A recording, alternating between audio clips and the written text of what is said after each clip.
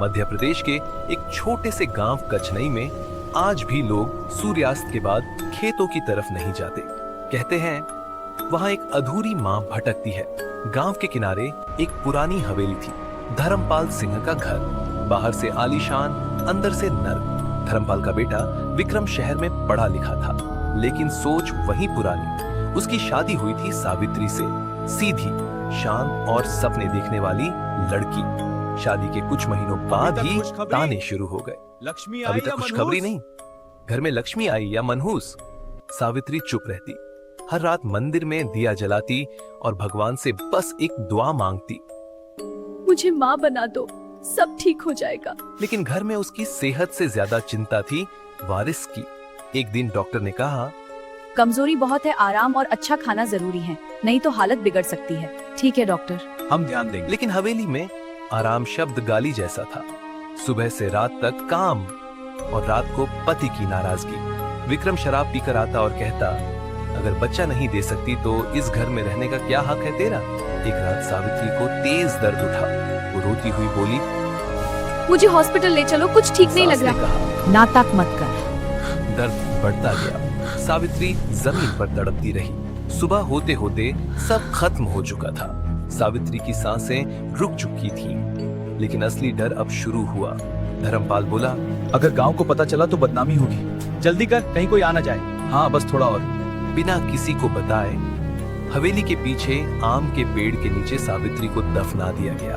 कोई क्रियाकर्म नहीं, कोई अंतिम विदाई नहीं, बस मिट्टी और सन्नाटा। 3 दिन बाद आधी रात को हवेली में पहली बार वो आवाज गूंजी, नवजात बच्चे के रोने की आवाज। वो आवाज?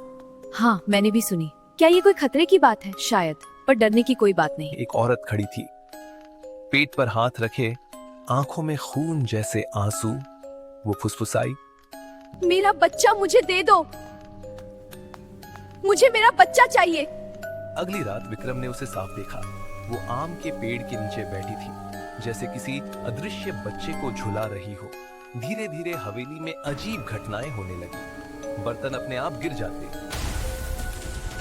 दीवारों पर खरोंचें बन जाती, जैसे किसी ने नाखूनों से लिखा हो, मां।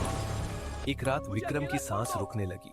उसे लगा जैसे कोई उसके सीने पर बैठा है। अंधेरे में वही आवाज, तुमने मुझे मरने दिया। सुबह जब गांव वाले पहुंचे तो हवेली का दरवाजा खुला था। धर्मपाल और उसकी पत्नी आंगन में मृत मिले। विक्रम आम के पेड़ के नीचे पड़ा था। उसकी आंखें खुली थीं और चेहरा भय से जमे हुए। उसके पास मिट्टी पर छोटे छोटे पांव के निशान थे। गांव वालों ने तुरंत सावित्री के मायके वालों को बुलाया। सच्चाई सामने आई, तांत्रिक बुलाया गया। पेड़ के नीचे खुदाई हुई, मिट्टी से कंकाल निकला और उसके हाथ अब भी पेट पर थे। पूरे रीति रिवाज से अंतिम संस्कार किया गया।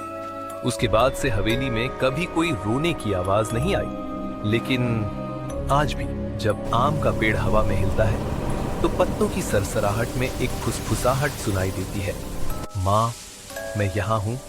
और गांव के बुजुर्ग कहते हैं, जिस मां को जीते जी न्याय नहीं मिलता, वो मरकर खुद अपना न्याय लेती है।